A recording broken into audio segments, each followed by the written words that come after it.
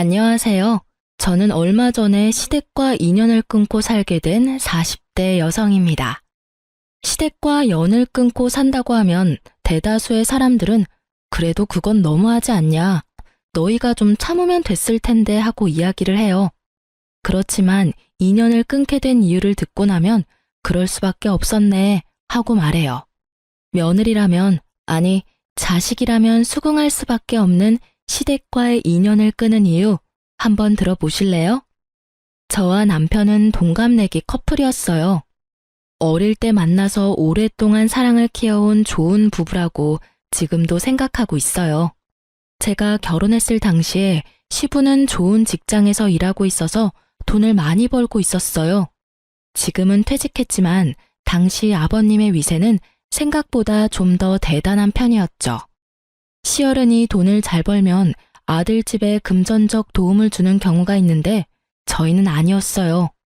시모와 시부의 사랑과 관심, 경제적 지원은 모두 큰 형님인 아주버님께 돌아갔죠. 매번 아주버님네만 지원해 주시는 시모를 보면서 스트레스를 받았지만 별말 하지는 않았어요. 엄밀히 따지면 차별을 하는 게 싫었던 건데 거기 돈이 끼어 있으니 사람이 좀스럽게 보여서 가만히 있었던 거예요. 게다가 부모님이 번 돈이잖아요. 어디다 쓰던지 제 것이 아니니 더욱 말할 거리도 아니었고요. 하지만 시모의 돈 씀씀이가 점점 더 커지는 걸 보면서 노후 준비는 제대로 하고 계신 건지 걱정되기 시작했죠. 시모는 시집살이를 시키는 사람은 아니었지만 정말 씀씀이가 너무 컸어요. 뭐든 큰 것, 좋은 것, 비싼 것을 선호하고 좋아했죠. 그리고 그 좋은 것들은 모두 시모가 사용하거나 아주버님네로 들어갔죠. 알아서 잘하시겠지 하는 생각으로 별 걱정 안 했는데 그게 문제였어요. 사실 시부가 정년으로 퇴직하고 나서부터 그 걱정이 현실로 변해버렸어요. 시부모가 퇴직을 하면서 저희는 시댁에 용돈을 드리게 됐어요. 국민연금, 노령연금이 있지만 그걸로는 모자랄 걸 알고 있으니 한 달에 50만 원씩 꼬박꼬박 드렸어요. 저도 남편도 못 버는 편은 아니었고 시댁에 드리는 만큼 친정에도 드리고 있었으니 조금 부담되기는 해도 마음은 편했죠. 그런데 하루는 시모가 저와 남편을 불렀어요. 너희 매달 우리한테 주는 용돈 너무 적은 것 같은데 좀 더 줄 수 없겠니? 요즘 그 정도 금액 누구 코에 붙여? 쇼핑하고 친구들 한번 만나고 나면 다 사라지는데. 죄송해요, 어머님. 저희도 그보다 더 많이 드리는 건 힘들어서요. 곧 있으면 애들 학교 들어가면 돈 더 들어갈 거고, 그때 생각하면 너무 많이 쓸 수가 없어요. 시모의 말에 저는 거절의 의사를 명확히 했어요. 이런 요구에 상의해볼게요 이런 말을 해버리면 조금만 더 설득하면 넘어올 거라고 생각해서 더 심하게 요구하게 되거든요. 그래서 정말 확실하게 거절했죠. 그런 저를 슬쩍 보던 시모가 이번에는 남편에게 슬쩍 말을 하더라고요. 예, 얼마 전에 손주 생겼다고 전화 온 내 친구 알지? 걔는 용돈을 매달 100만 원씩 받는다더라. 어쩜 하나뿐인 자식이 그렇게 효심이 깊은지. 동창들끼리 다 모여서 이야기하는데 나는 50만 원 뿐이라서 이야기에 끼이지도 못했어. 얼마나 쪽팔리는 일이니? 너희 아버지 일할 때는 명함도 못 내밀던 것들이 자식 농사 잘 지었다고 어찌나 자랑을 하는지. 우리 아들들도 잘 컸다고 말하고 싶은데 결과가 이래서야. 그 말을 듣고 있으니 반발심이 일었죠. 자식이 부모에게 효도하는 일에 경쟁을 붙이는 게 이해가 안 됐거든요. 남의 자식 이야기하면서 우리한테 돈 더 달라는 이야기인 게 뻔했잖아요. 어머님, 그렇게 말씀하셔도 그 집안은 집안, 우리 집안은 우리 집안이잖아요. 상황이 다른데 똑같이 해달라고 하시는 건 좀 아닌 것 같아요. 아니면 아주버님이나 아가씨에게 이야기해보는 게 어떠세요? 어머님 말씀 들어보니 저희한테만 받고 계신 것 같은데 모자라다 싶으면 아주버님께 말씀해보세요. 아주버님과 아가씨를 입에 담자 시모가 입을 딱 닫아버리더군요. 그러면서 저를 흘겨보며 그러더라고요. 너한테 한 말 아니고 내 아들한테 한 말이야. 왜 자꾸 네가 껴드는 거니?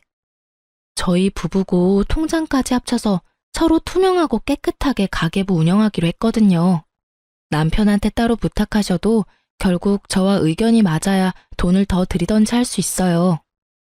네가 아들보다 돈 좀 더 번다고 애를 잡고 사니?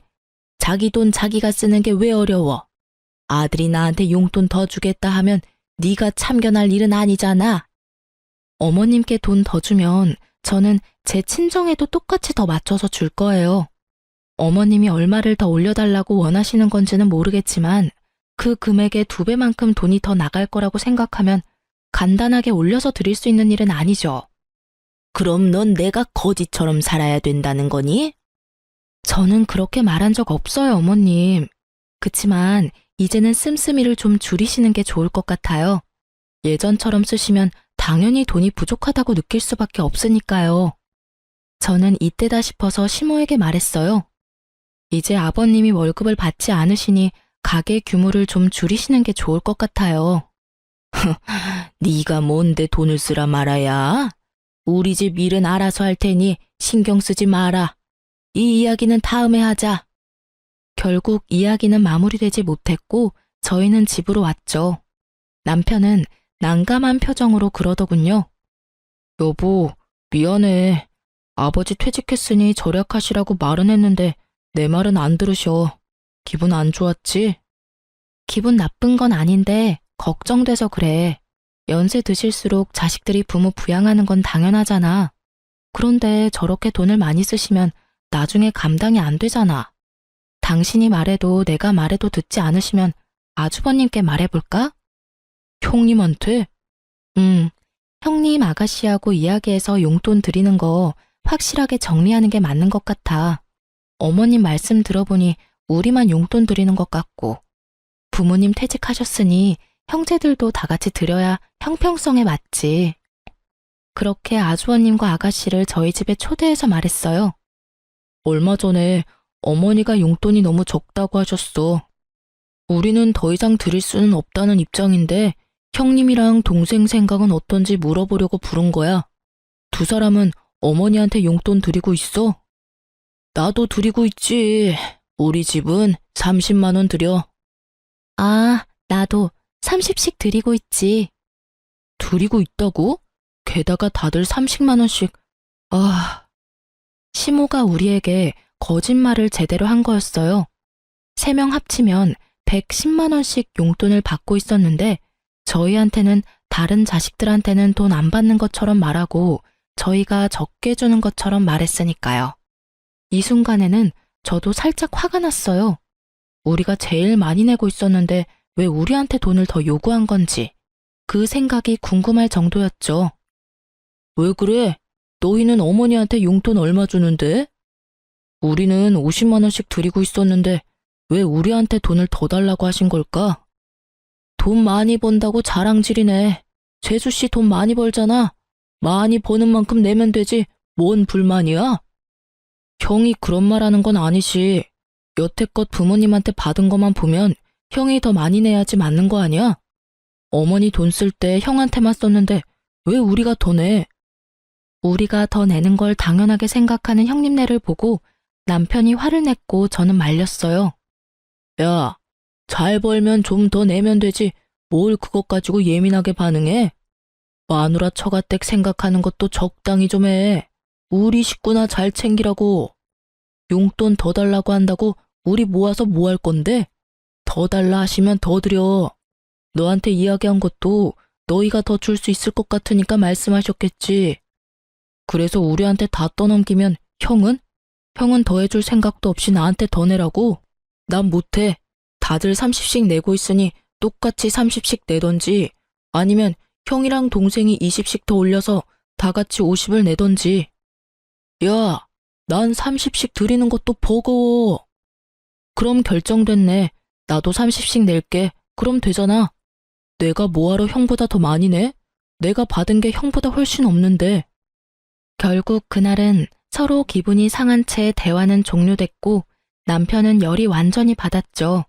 그리고 저도 아주버님의 행동에 질리기는 마찬가지였어요.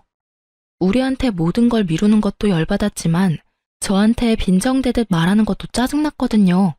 그날 이후 저와 남편은 시모에게 용돈을 주는 날 시모 집으로 찾아가서 말했어요. 어머님, 저희 아주버님이랑 아가씨랑 이야기해봤는데 다들 30씩 드리고 있었다고 하더라고요. 그래서 저희가 내는 만큼 올려서 드리자고 했더니 버겁다고 하셔서 모두 30 맞춰서 드리기로 했어요. 뭐? 웃기는 애들이네. 50씩 주던 걸 왜 30으로 낮춰서 줘? 저희가 어머님한테 많이 드리면 아주버님이 뭐가 되겠어요? 아무리 그래도 어머님 사랑 제일 많이 받은 장남인데 우리보다 덜 주면 기분이 많이 상하실 거잖아요. 그리고 형제 자매들끼리 이런 돈 문제는 확실하고 차별 없이 하는 게 문제가 생기지 않거든요. 그렇잖아도 아주버님께서 저랑 남편한테 돈 많이 버는 거 자랑하냐고 그러시더라고요. 자랑하려고 50만 원씩 드린 건 아닌데 듣는 사람 입장에서는 그런 생각이 드나 봐요. 그래서 30만 원으로 줄인 거니까 어머님이 이해 좀 해주세요. 그래도 줬다가 다시 줄이는 건? 아주버님 생각도 해주세요. 저희만 좋자고 계속 많이 내면 아주버님도 아가씨도 기분 안 좋을 거예요. 이해해주세요. 제 말에 시모는 아무 말 못하더군요.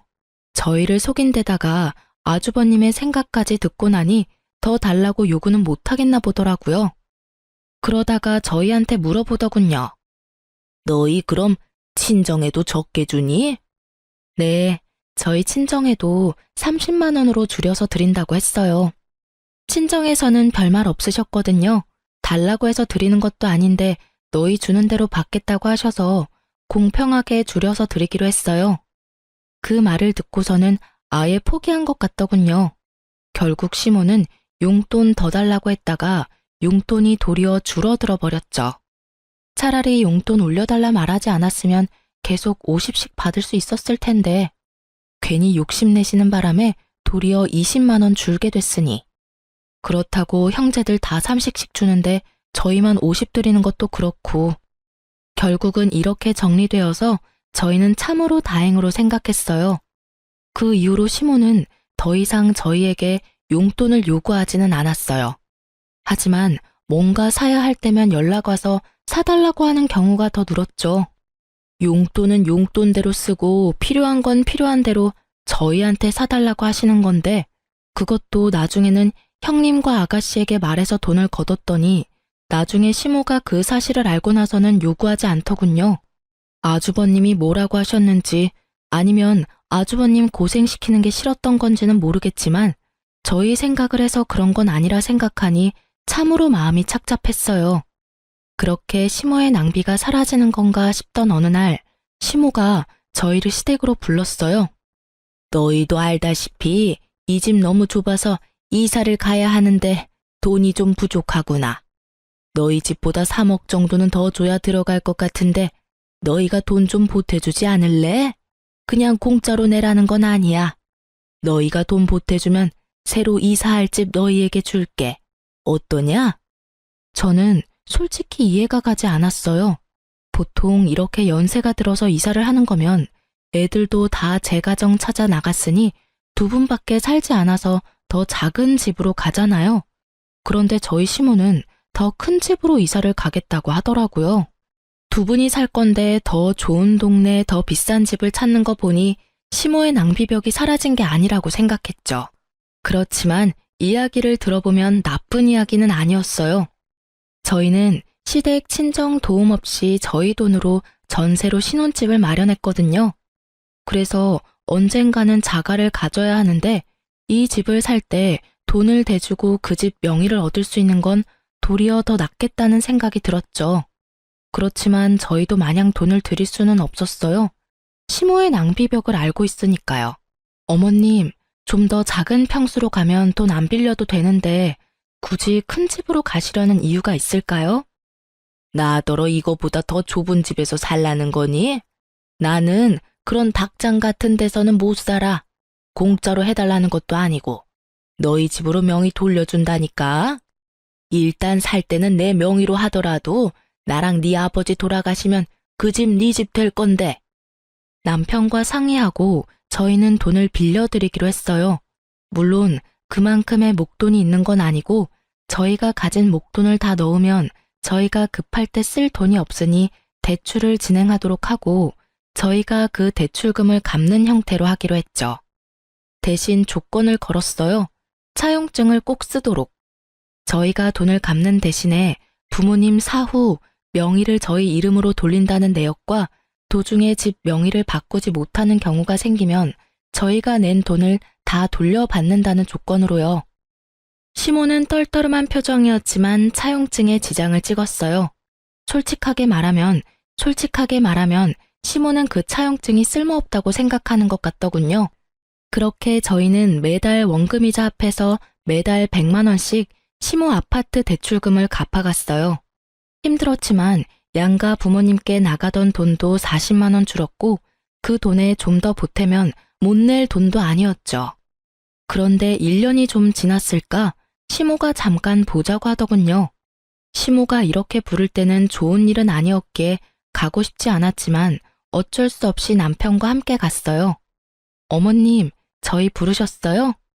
그래, 앉아봐라. 내가 곰곰이 생각해봤는데 너희 지금 우리가 사는 집에 들어올 생각 없니? 합가 말이다.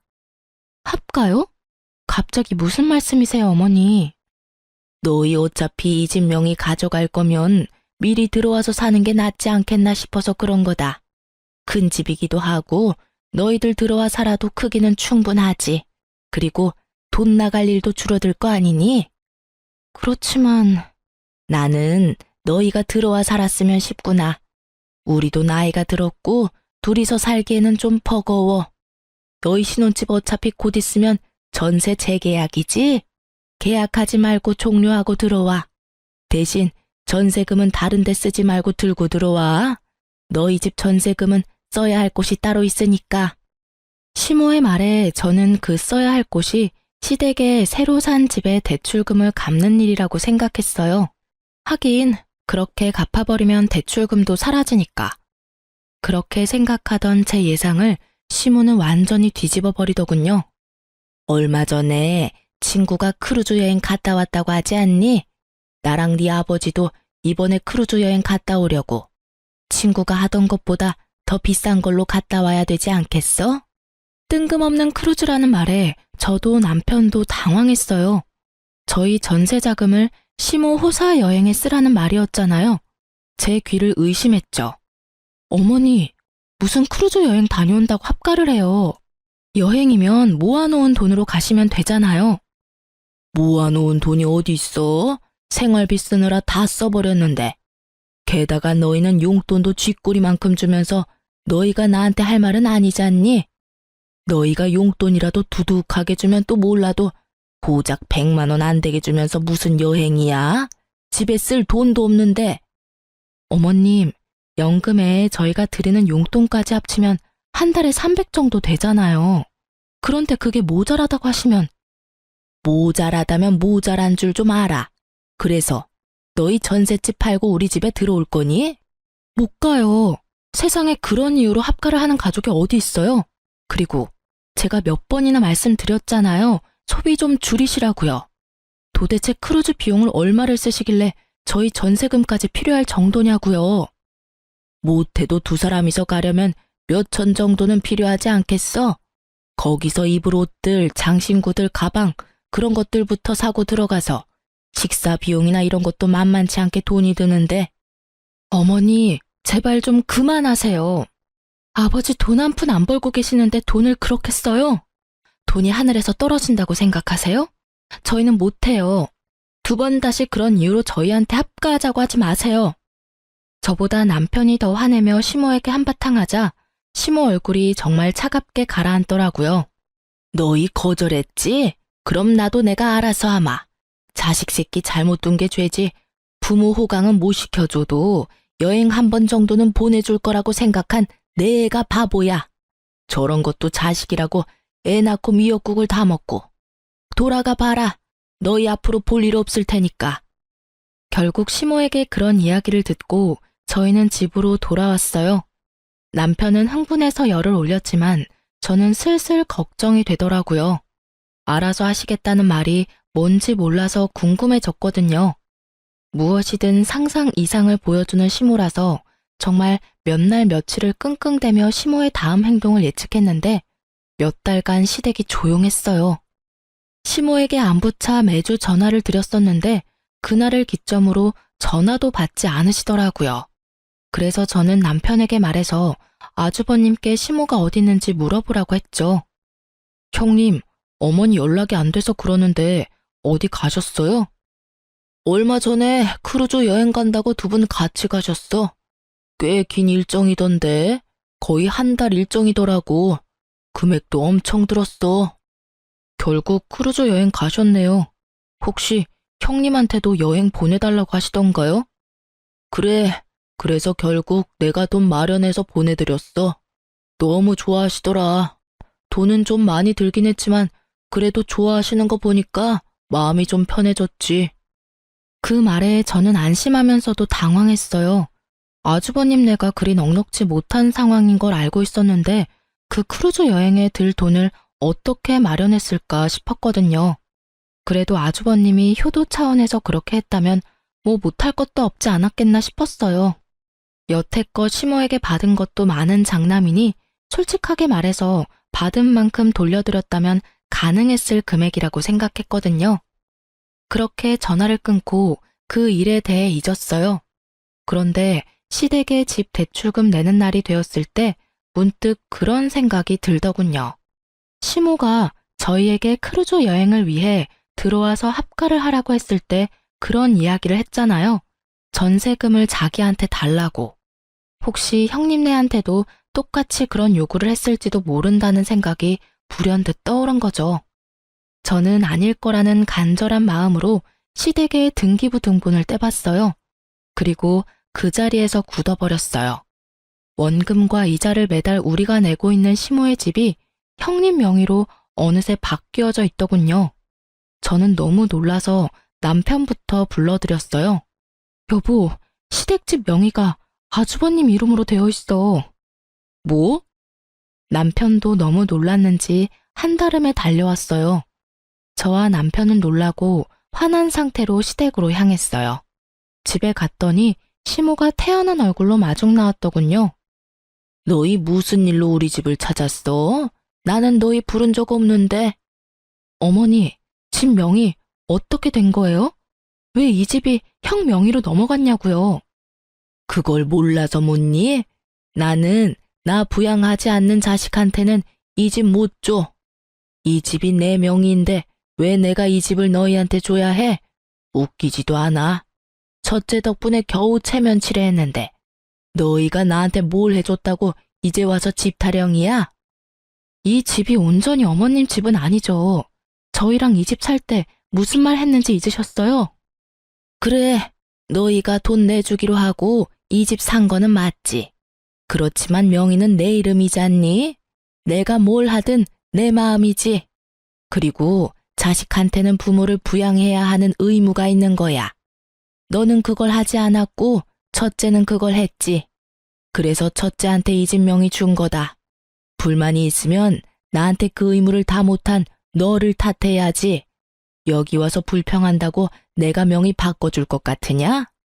정말 당당하게 상식 이하의 발언을 하는 시모를 보며 저와 남편은 둘 다 입이 막혔어요. 말이 머릿속에는 맴도는데 하고 싶은 말, 고쳐주고 싶은 말이 너무 많으니 제대로 정리가 되지 않더군요. 어머니, 정말로 이대로 저희하고 척질 생각이세요? 저희와 한 약속까지 어기고.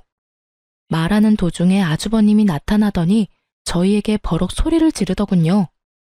야, 집 명의 때문에 화난 건 이해해. 그런데 아무리 그래도 자식이 부모한테 그런 식으로 따지는 건 너무한 거 아니냐? 너희가 이 집 명의를 원했으면 어머니 부탁 들어줬으면 될 일 아니야. 자기들이 부족해서 못한 걸 왜 어머니 탓을 해? 말리는 시누이가 더 밉다고 말리는 아주버님은 정말 얄미웠어요. 남편이 화가 나서 뭐라 하려는 걸 저는 막아섰어요. 그리고 시모에게 말했어요. 어머님이 그렇게 나오시면 저희도 알아서 할게요. 너희가 이제 와서 뭘 할 수 있겠어? 멀리 안 나간다. 시모는 냉정하게 말하고 돌아섰고 아주버님은 의기양양한 승자의 표정을 지으며 저희를 쫓아내더군요. 저는 그런 아주버님을 보며 속으로 비웃었어요. 이 집이 어떤 꼴인지 모르고 저렇게 승자의 기분에 취해 있는지. 이제 곧 나락으로 떨어질 생각을 하니 웃겼죠.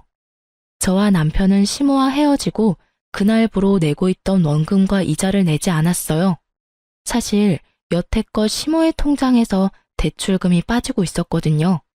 저희가 대출금을 내지 않아도 저희한테는 아무런 문제도 발생하지 않거든요. 당연히 대출금이 상환되지 않으니 시모에게 연락이 갔더라고요. 저는 당연히 저희 대출금을 아주버님이 이어서 낸다고 생각했는데 그게 아니었던지 시모에게서 연락이 왔어요. 너희 대출금 왜 안 내줘? 어머님, 저희가 대출금을 왜 내요? 아주버님 명의로 넘어갔으니 아주버님이 내셔야 맞는 거죠. 어머님한테 그렇게 잘하는 아주버님이시니까 잘 내주시겠죠. 시모의 반응을 보니 그 집에 대출이 걸려 있다는 것도 이야기하지 않은 눈치더라고요. 저는 그런 시모에게 한 가지 더 말했어요. 그리고 어머님, 그 집에 저희가 낸 대출금 이자랑 원금요. 거의 2년 동안 내서 거의 2,500 정도 되거든요. 그거 다 돌려주셔야 해요. 차용증 내용 기억하시죠? 돈 빌려드리는 대가로 집 명의 주시는 거였고 집 명의가 부득이하게 바뀌지 못하면 저희가 낸 금액 그대로 돌려주신다고요. 가족끼리 돈 주고받은 건 법적으로 효력가 없어. 넌 그것도 모르니? 그렇게 생각하시고 지장 찍으신 거예요? 그런데 어떡하죠? 가족 간 차용증도 법적 효력 있기는 해요. 그래서 제가 매달 어머님께 꼬리표 달린 돈을 통장으로 넣어드렸잖아요. 빌려드리는 돈이라고 한눈에 알 수 있도록. 통장 이체 내역도 있고 차용증도 세세하게 작성되어 있어서 돈 돌려주시지 않으면 변호사 사무실 찾아갈 거예요. 준 돈은 돌려받아야 하잖아요. 만약 어머님이 안 주신다면 아주버님께 찾아가서 말씀드릴 거예요. 그래도 괜찮으세요? 시모가 잠깐 생각하더니 그러라고 하더군요. 이미 형님은 어머님네서 합가하여 같이 지내고 있으니 어쩔 수 없이 돈을 갚기는 해야 할 거라는 생각이 든 것 같더라고요. 그래서 저는 아주버님께 전화를 했어요. 제주씨, 바쁘니까 나중에 들으시면 후회하실 거예요. 그 집 혹시 대출금 끼고 있는 집인 거 알고 있으세요? 알고 있지. 어머니가 갚고 계신 걸로 아는데. 그럴 리가 있겠어요? 그 대출 사실 저희가 갚고 있었거든요. 어머님이 그 집 살 때 저희한테 돈 보태면 그 집 명의 저희한테 돌려주신다고 하셔서요. 그래서 지금 나한테 따지려고 전화했어? 그럴 리가요. 이미 명의 넘어갔으니 저는 별로 상관없어요. 그런데 문제가 하나 있거든요. 저희가 그 대출금 이제부터 내지 않을 생각이고 이미 낸 것도 다 돌려받을 생각이라서요. 대출이 얼만데? 집 시세 생각하면 그리 큰 돈은 아닐 건데. 대출 지금 한 달에 100만 원씩 꼬박꼬박 들어가고 있어요. 그리고 여태껏 낸 금액은 2,500만 원 정도 되는데 어머님이 못 갚겠다고 하시더라고요. 그러니 어쩔 수 없이 그 집 명의자인 아주버님께 돈 달라고 하는 거고요. 뭐? 달에 100만 원? 그렇게 많이 들어갈 리가 없는데. 너 우리 속이려고 하면. 속일 생각 없고요. 그건 어머님 대출 계약서 보시면 아실 거예요. 집 살 때 대출 받았으니까. 거기에 원금이자 명확히 적시되어 있을 거예요. 왜 돈이 그렇게 돼? 계산이 맞지를 않잖아. 어머니 전에 살던 집 가격 생각하면 그 정도나 빌릴 필요가 없어. 네, 집값만 계산하면 그렇죠. 그런데 아주버님은 모르셨나 봐요? 어머님이 전에 살던 집을 담보로 돈을 빌리셨더라고요. 뭐? 깜짝 놀라는 목소리를 들으니 정말로 모르는 눈치였어요. 모르셨나 보네요. 어쨌든 어머님은 아주버님께 돈 받으라고 하니 그렇게 진행하려고요. 일단 빌려드린 돈 2,500만 원은 어머님이 갚으셔야 하는데 어머님 돈이 없으니 같이 살고 계신 아주버님께서 갚아주셔야겠어요. 2,500의 대출금까지. 아, 제주씨, 우리가 지금 그런 돈을 낼 만한 상황이 아니야. 말했잖아. 어머니랑 아버지 크루즈 여행 간다고 돈을 너무 많이 쓰셨다고. 게다가 지금 어머님이 쓰고 계시는 돈만 해도. 그건 저희가 알 바는 아니죠. 그런 거 다 감수하고 어머님이랑 같이 살기로 하신 거 아니에요? 어머님 낭비벽 있으신 거 몰랐던 것도 아니면서. 그리고 저희는 만약에 이 돈 돌려받지 못하면 변호사 찾아가서 소송을 걸든 뭘 하든 다 해볼 생각이에요. 부양하고 계시니까 그분이 친 사고는 잘 처리해 주실 거라 믿어요. 변호사 이야기까지 하니 아주버님도 살짝 놀란 것 같더라고요. 이렇게 강하게 나올 거라는 생각은 못했겠죠. 아주버님이 잠시 고민하더니 저녁에 시댁으로 오라고 하더군요. 같이 모여서 어떻게 할지 상의하자고요. 그날 저녁에 시댁에 갔는데 정말 웃기지도 않은 개그쇼를 보는 것 같았어요. 어머니, 왜 둘째한테 돈 빌리고 있는 거 이야기 안 하셨어요? 대출이 있다는 걸 알았으면 저도 집 팔고 여기 들어오는 일 없었을 거라고요. 이 집이 탐나서 들어오겠다고 한 건 너였잖니? 이제 와서 지금 부모한테 화풀이야? 예, 화풀이에요. 도대체 이 집에 잡혀있는 대출금 하며 어머님이 평상시에 쓰는 돈까지 제가 얼마나 힘들게 사는 줄 아세요? 와이프 얼굴 보기도 겁난다고요. 나한테 화내지 말고 둘째한테 이야기해. 얘네들이 대출금 내주기로 했으면서 안 내주는 거니까. 그래, 너희도 그래. 어머니한테 준 돈 2,500 어떻게 나한테 그렇게 악착같이 받으려고 하냐? 솔직히 나도 어머니한테 당한 건 마찬가지잖아. 저희랑 아주버님은 시작이 다르잖아요. 저희는 어머님 지원 한 푼 없이 결혼했고 아주버님은 어머님한테 집 받으셨잖아요. 그 집 팔고 들어오신 거면 어머님도 아주버님도 돈 꽤나 남았을 텐데 뭐가 그렇게 아쉽고 억울하세요? 그렇게 치면 여태껏 아무것도 받은 것 없이 부양만 해야 했던 저희는 뭐가 돼요? 아니, 아직까지 그런 걸로 따지면 솔직히 어머니한테 내가 받은 게 많다고 생각하는데 그렇지만도 않아. 우리도 그렇게 많이 받은 거 없어. 집도 이번에 팔면서 적자 봤어. 어머니 크루즈 여행 가는데 준비금이랑 여행비, 쇼핑비 하고 나니 남는 돈이 없다고. 그거야 아주버님 사정이죠. 그래서 저희가 낸 2,500 돌려주실 거예요? 안 주시면 저희도 법적인 조치 취할 거예요. 저희는 아주버님이랑은 다르게 시댁에 한 푼도 받은 게 없어서 증여나 뭐 이런 명목으로 돈 떼일 일 없거든요. 받은 돈이 없으니 돌려줄 돈도 없었어요. 그러나 빌려준 돈은 있으니 다 받을 수는 있었죠. 결국 저희의 맹렬한 저항에 부딪힌 아주버님은 저희에게 2,500을 돌려줬어요. 그렇게 저희는 겨우 원금을 회수했죠. 형님, 어머니, 앞으로는 저희한테 연락하지 마세요. 두 사람이 저와 제 와이프 대하는 거 보고 이젠 질려서 여기 있고 싶지도 않아요. 와이프 보기도 부끄러울 정도라고요. 그러니까 앞으로 연락하지 말고 삽시다. 결국 남편은 시댁과 인연을 끊겠다 말하고 헤어졌어요. 집 밖으로 나오는데 여전히 시모와 아주버님이 큰 소리로 싸우고 있더군요. 현관 밖까지 들리는 고함 소리에 저와 남편은 고개를 저었어요. 그렇게 저와 남편은 집에 돌아왔고 그 이후로 정말 시댁과 연을 끊고 살았어요. 3년 정도 연락 없이 지냈지만 가끔 막내 아가씨가 연락을 주기는 했어요. 그 집안 사람이기는 했지만 결혼해서 조금은 먼 사이가 됐고 남편처럼 어머님의 장남 사랑의 피해자인 사람이었으니 연락을 하고 지내긴 하더라고요. 그런데 3년 좀 지나고 저희 집으로 시모가 찾아왔더군요. 저와 남편은 당황했어요. 이렇게 시모가 직접 찾아올 줄은 상상도 못했으니까요. 안으로 들였는데 그때 당시에 저희는 친정 부모님과 같이 살고 있었거든요. 시모는 들어오자마자 그 말부터 하시더군요. 이런 불효자식 같으니 자기 부모는 모실 생각도 안 하고 마누라 부모를 모시고 살아? 여자한테 꽉 잡혀서 살면서 아주 몹쓸 인간이 됐어. 어머니, 그런 말씀 하려고 여기 오신 거예요? 그러면 돌아가세요. 나도 여기서 좀 살아야겠다.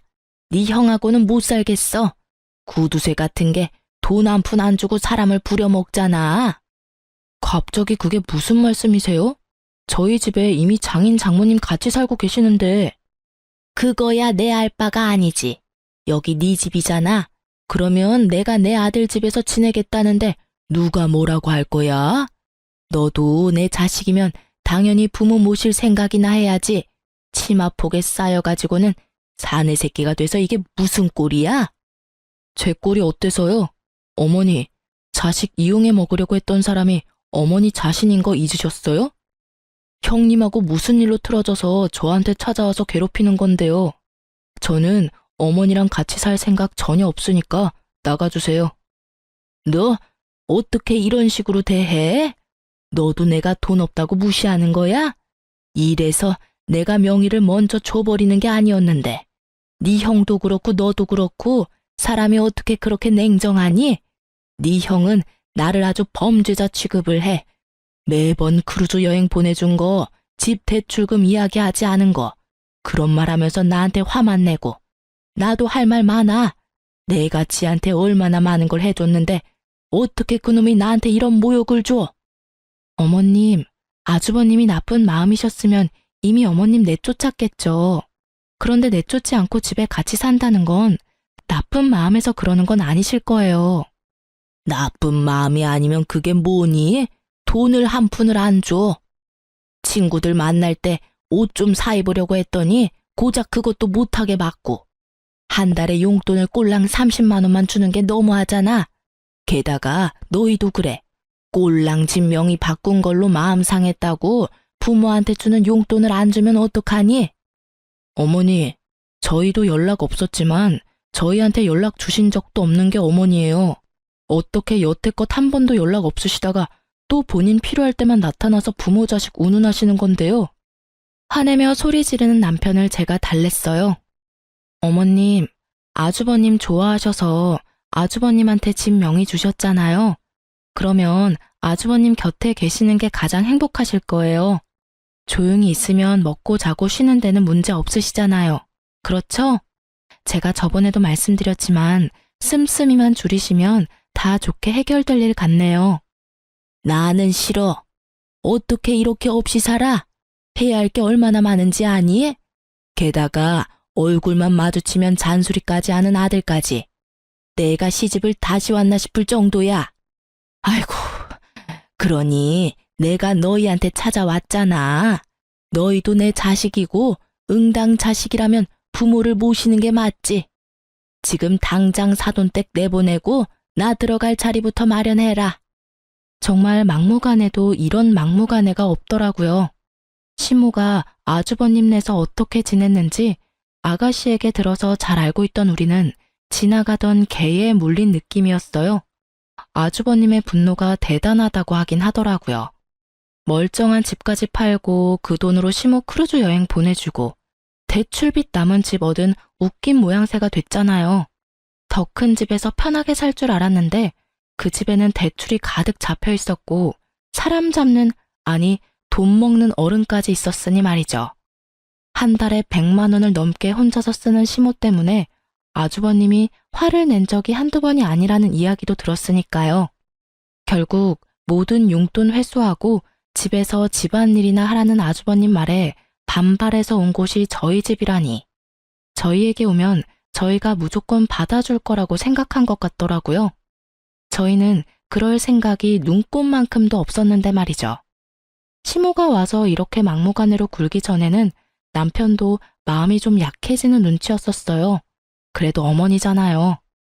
그런데 우리 집에 와서 저렇게 밀어붙이는 시모를 보며 남편은 자신의 기억이 많이 미화됐었다는 걸 깨달은 모양이더군요. 게다가 시모는 저희 집에 오기 전에 아가씨 집을 먼저 갔었어요. 아가씨가 이야기를 해줬거든요. 그래서 저희 집은 안 오겠거니 생각했었어요. 저희와는 워낙 큰 트러블이 있어서 오지 않을 거라고 추측했었거든요. 그런데 결국 저희 집까지 찾아온 걸 보면서 남편은 더 열받은 거죠. 우리한테 정말 오기 싫었는데 장남이 있는 집이 너무 싫어서 우리한테라도 빌붙으려고 온 것 같은 모양새라 남편은 더 용서 못하는 것 같더라고요. 여태껏 형님 들러리로 살았고 시모에게 그럴듯한 애정도 받지 못한 채 컸는데 자기를 부양하라는 의무만 요구하니 화가 날 수밖에요. 남편이 무척 차가운 얼굴로 시모에게 말했어요. 하늘이 두 쪽 나도 제가 어머니 모실 일은 없을 테니 집으로 돌아가세요. 왜 삼남매들 모두 어머니를 모시기 싫어하는지 이유를 본인이 곰곰이 생각해 보시고요. 그리고 한 가지 더 말씀드리는데 형님한테 그만큼 돈 많이 쏟아부었으니 형님한테만 부양해달라고 하세요. 다른 자식들 여태껏 찬밥 신세로 만들고 평생 자식 이용해 먹으려고만 하셨잖아요.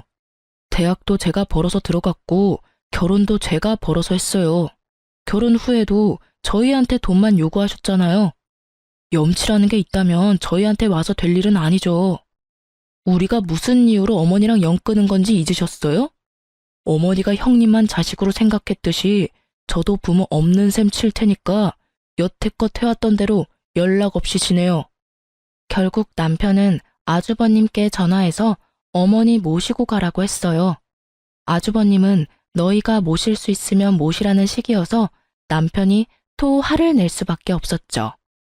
시모가 집을 나가버리기를 원하는 아주버님의 모습에 남편은 시모를 직접 차로 태워 시댁으로 데려다 줬어요.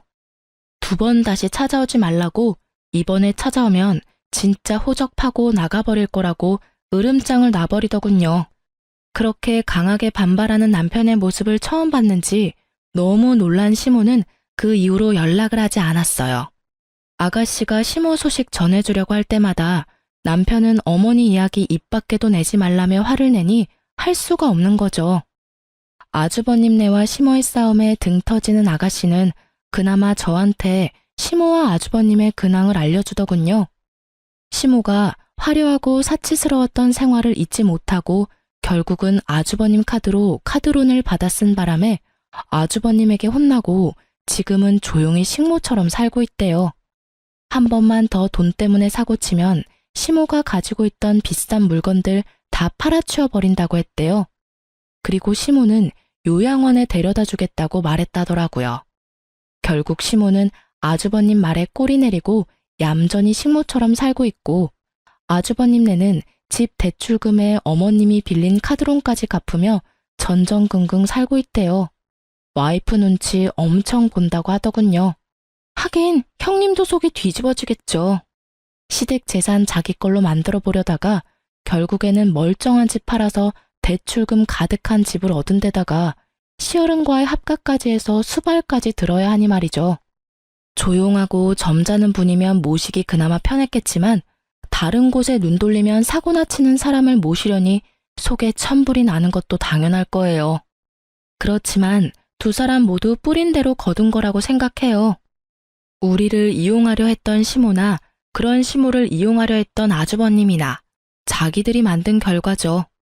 글을 쓰면서도 그때를 생각하면 화가 많이 나요. 돈에 환장한 시모를 떠받들며 살았다면 지금쯤 저희도 거짓골을 면하지 못했을 테죠. 얼마 전에 시댁 이야기를 들은 김에 생각이 나서 글을 써봤어요. 시댁과 이런 일로 부딪히는 일은 많을 거예요. 저희는 휘둘리기 싫어서 인연을 끊는 방법을 선택했죠. 이게 나쁘다고 생각하는 사람들도 있어요. 하지만 당해보지 않은 사람은 그 스트레스를 모르죠. 긴 글 읽어주셔서 고맙습니다. 스트레스 받지 말고 즐거운 하루 보내세요.